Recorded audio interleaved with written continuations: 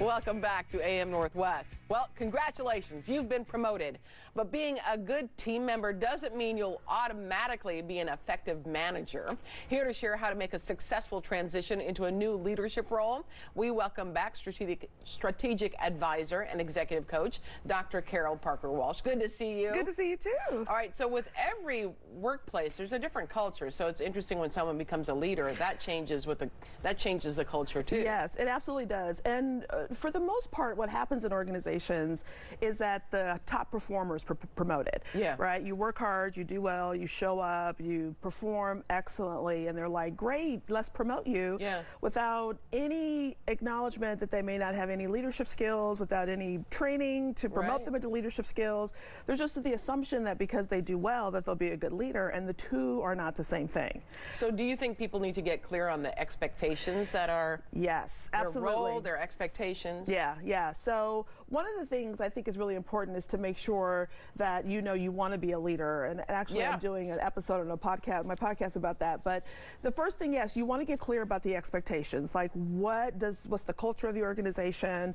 What type of leader do they want you to be? How much are you going to be managing a team? Are you just going to be managing a budget? Are you managing a project? So you really want to get clear on what are the expectations so that you can be the most effective leader that you can be. Yeah. And then you talk about building credibility by building relationships. Yeah, that's really important. So, again, sometimes they reward top performers and they don't have a lot of skill sets in terms of building relationships or connections or talking to people. So they keep their head down and they become just worker leaders as opposed to really managing and fostering a relationship on the team. Managing is very different than being part of a team. It's absolutely very different. So it's important to get to know the people that you're going to be working with and establish a relationship, so that you understand their strengths, so that you can help to build and promote their strengths and allow them to work effectively. So when you become a leader, it's really less about you and it's more about the people that you're really supporting.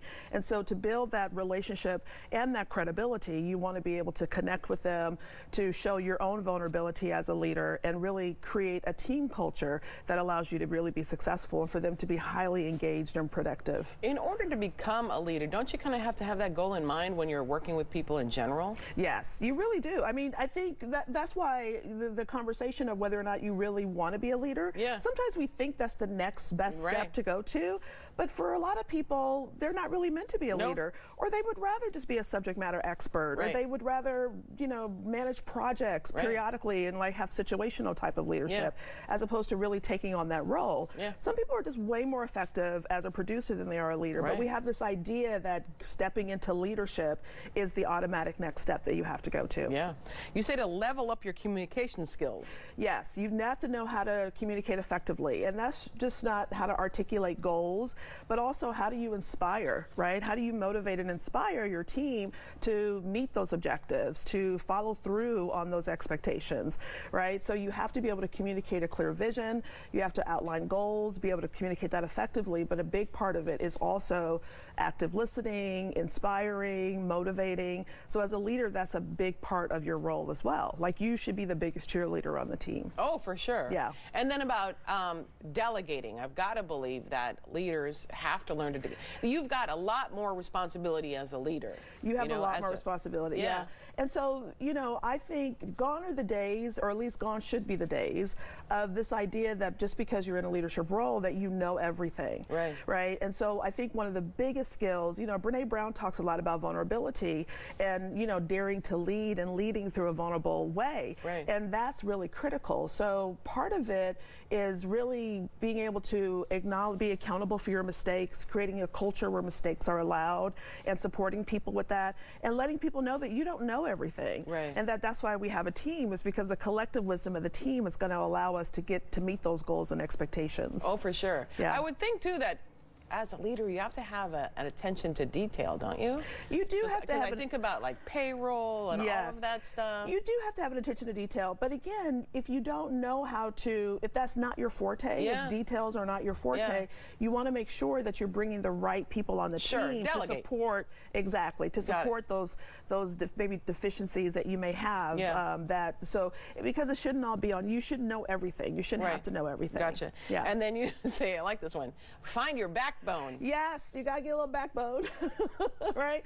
It's challenging because you may have to fire people. Yeah. You may. How do you do that? Well, that's a whole nother episode. Yeah. That's really challenging. The thing about most of the time, by the time people have to get fired, it's so anxiety provoking. They probably should have been fired months ago. Right. But because you don't have the skill sets or the backbone to really manage people, follow their progress, be clear about KPIs and expectations, and then when they're not performing, if you can't correct performance, you have to let people go. Because often what happens is you have somebody maybe on the team who's not performing well, it brings down the rest of the team. Exactly. The whole team knows about it before the person who's getting fired Exactly. does. Yeah. And that influences and impacts the ability to trust you as a manager because you're letting someone get away with murder, if you will, and you're not really managing effectively, and that could really break down the whole dynamic of the team.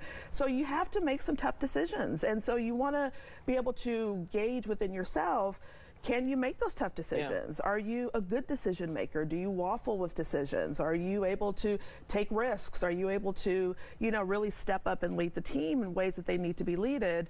Or are you not going to be accountable?